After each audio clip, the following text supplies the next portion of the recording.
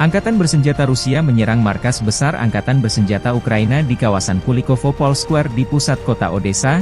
Saat ini diketahui 4 petugas tewas, alun-alun masih dibatasi oleh militer dan intelijen SB Ukraina.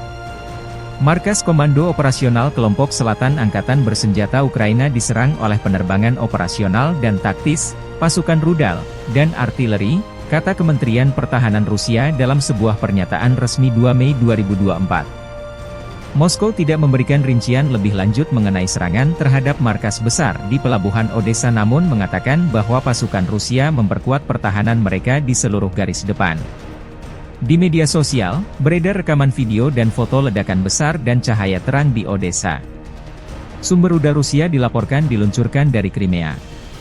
Ledakan besar terjadi di Odessa setelah serangan Iskander terhadap fasilitas Angkatan bersenjata Ukraina. Target disebut adalah gudang logistik dan gudang Wafe berada.